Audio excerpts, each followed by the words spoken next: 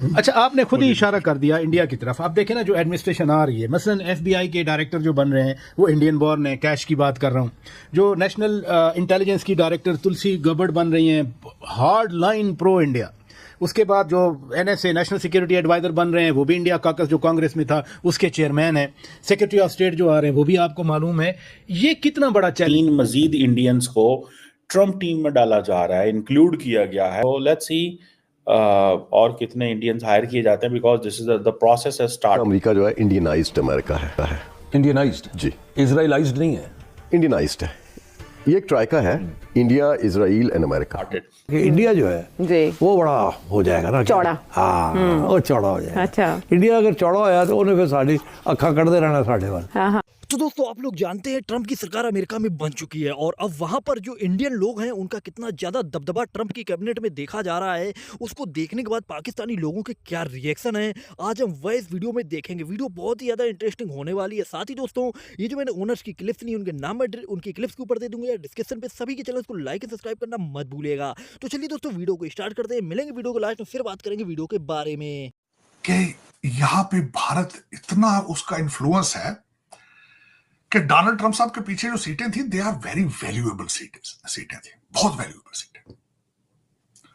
उसमें उषा वैंस को देखा है तो वो भी जेडी वैंस के साथ बैठी, किस वजह से?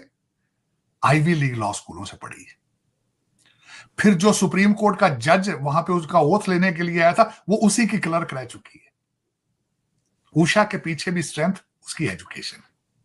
उससे पीछे चले, सुंदर पिचाई देखें, उसके पीछे विवेक रामास्वामी देखें।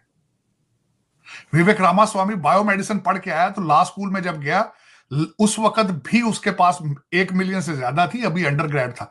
जब लॉ स्कूल ग्रेजुएट किया, his net worth was $11 million.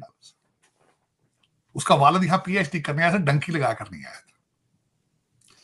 उसके बाद मैंने देखा विवेक रामास्वामी, काश पटेल को देखा, ब्रुकलिन के उसके माँ बाप आए यहाँ पे ब्रुकलिन से। फिर उसके बाद आप देखें यहाँ पे हरमीत ढिल्लों को देखें, और उसके बाद बेशुमार लोग हैं उसमें।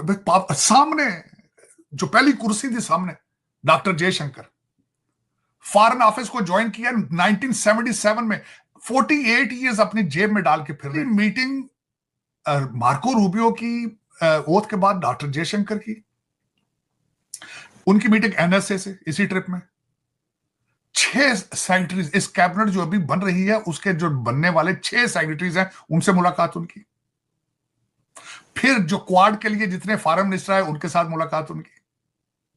फिर अर्जेंटीना के मिले, हैवियर मिले, जो उसके सदर हैं अर्जेंटीना के, उनके साथ उनकी मुलाकात। मुझे कोई पूछ के बताए डॉक्टर जयशंकर के कितने फ्लैट दुबई में और कितने घर लंदन में, मुझे को पूछ के बताए। मोदी साहब का ऑस्ट्रेलिया के किस शहर में रहने का प्रोग्राम है इसके बाद। ये कौमें ऐसे नहीं जाती, कौमें ऐसे नहीं बनती। लेकिन दुख है कि इमरान खान के पास बहुत बड़ा चांस था इस कौम को ठीक तरीके पे लाना। मैं आज भी कहता हूं, आज खान साहब जेल में बैठ के कहें कि मेरे वर्कर जिनके हर के हाथ में अंदर स्मार्टफोन है, यहां से कुछ कमाने की कोशिश करें, पढ़ने की कोशिश करें। मुझे किसी ने कहा था तुम आज चले जाओ, क्या करोगे? मैंने आपको शायद कहा भी था कि तुम फलस्तीन आज चले जाओ तो फलस्तीनियों का क्या फ्यूचर, किस तरह डिफाइन करोगे? मैंने कहा मैं कॉपी करूंगा सिंगापुर के प्राइम मिनिस्टर ली को, वापस आके कानून बनाऊंगा, जिसका बच्चा स्कूल नहीं जाएगा 1 साल जेल दूंगा उसको, और उस हर बच्चा दिन में 10 घंटे मैथ और इंग्लिश पढ़ेगा। मैं इस चीज को 10 साल रिपीट करूंगा, तब बात करूंगा कि दुनिया में हम किस जगह पे खड़े।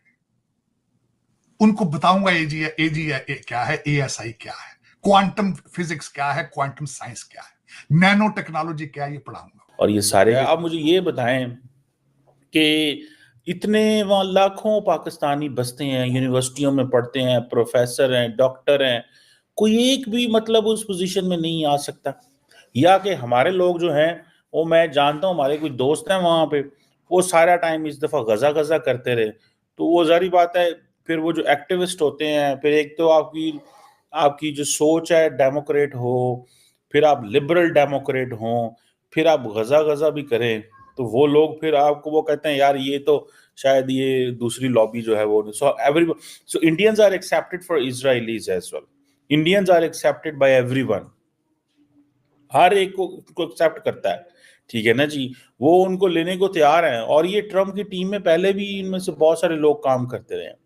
अब मैं जो देख रहा था कि ये जो इंडियंस को हायर किया गया है फॉर द समोसा कॉकस, सो विवेक रामास्वामी जो है वो इम्पोर्टेंट प्लेयर है, बहुत स्मार्ट है, वो अकेले ही, वो पंजाबी में हम कहते हैं कल्ले ही काफी है, विवेक रामास्वामी कल्ले ही काफी है।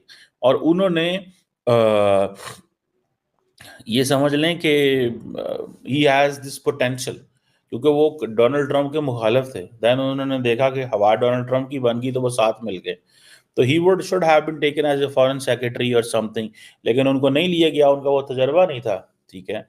तो लेकिन अब सेनेटर बनाए जा रहे हैं, उनको बना रहे हैं रिपब्लिकन्स, कल को later on I think if is. अब देखें, ये है निकी हेली हो या सारे लोग हों, ये सारे लोग वहां पे हैं। और फिर एक और चीज भी इनको एडवांटेज है, ये जो यूएस इंडिया रिलेशनशिप है, ठीक है जी, और इंडिया का जो रोल है अमेरिकन स्ट्रेटेजिक पॉलिसी में, ये एक्सपैंड हो रहा है। अब फॉर एग्जांपल ये जो क्वाड जैसे अलायंस हैं, ये सारे एंटी चाइना है। अब पाकिस्तानी तो मानी, हमारे तो वहां पे अपनी लड़ाई हो रही है। हमारा अगर कोई पाकिस्तानी छोड़े, किसी कांग्रेसमैन के करीब पाकिस्तानी गुजर जाए ना, वो कहता है इमरान खान की बात करना, फौज के खिलाफ जाना, ठीक है। अब भाई फौज के आप खिलाफ जाओ अगर आप समझते हो कि फौज जो है वो आपको तंग कर रही है या फौज के फुटप्रिंट ज्यादा है, बट द क्वेश्चन रिमेन्स कि पाकिस्तान को तो ना डॉज कराओ ना, पाकिस्तान को तो ना नुकसान पहुंचाओ। अब ये चीजें जब ये करते हैं तो नुकसान तो पाकिस्तान का होता है। सो ये जो इंडियन अमेरिकन का जो राइज है, इसको पूरा स्टडी करना चाहिए। दिस शुड बी, मैं आपको बात बताऊं, this is a lot of confidence over the Indians in the United states. और ये जो राइज है इंडियन अमेरिका का in politics, in public policy, in think tanks, in other places, this basically shapes the foreign policy narrative. This basically shapes the foreign policy narrative. So American foreign policy is no longer being उन्होंने आए पहली Marco Rubio oath ली, तो पहली मुलाकात वो भी doctor Jaishankar से, और उसमें बायलैटरल बातें भी हुई हैं, क्वाड के बारे में भी बातें हुई। इस एक सिंगल ट्रिप के अंदर जो डॉक्टर जयशंकर साहब यहां से जो अचीव करके गए हैं, मैं वो आपको अर्ज करना चाह रहा था।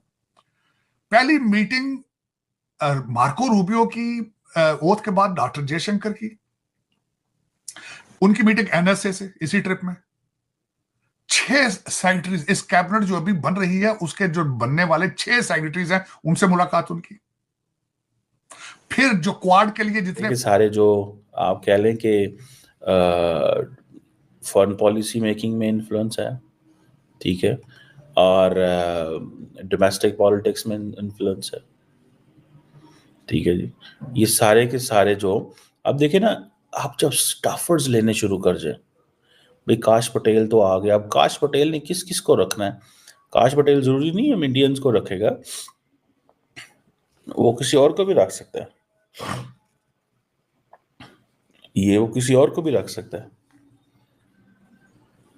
और वो जिस जिस को रखेगा दे बिलीव कि ये हमारे लिए अच्छा है, ठीक है। सो ये बड़े लोग हैं वहां पे तगड़े।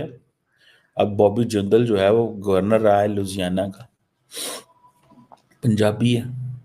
मैं खुद मिला हूँ बहुत सारे लोगों को वहां पे, कांग्रेसमैन को, इंडियंस का, बड़ा बड़ा तगड़ा इंडियन है अमेरिका के, बड़ा बड़ा रिच अरबपति, इंडिया पाकिस्तान की वेल्थ में, and then they have a heart, दिल है, पैसे लाना की उजाड़ना, ठीक है, और बड़े बड़े तगड़े हैं।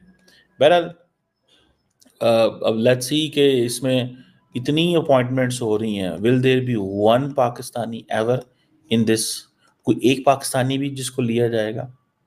मैं वैसे इसके ऊपर कोई डॉक्यूमेंट्री बननी चाहिए, why Pakistanis are not appointed staffers और why they are not into the politics, क्यों नहीं है, इसके ऊपर कोई बननी चाहिए। Someone must fund this documentary, किसी बंदे को इस डॉक्यूमेंट्री को फंड करना चाहिए कि क्यों नहीं है पाकिस्तानी।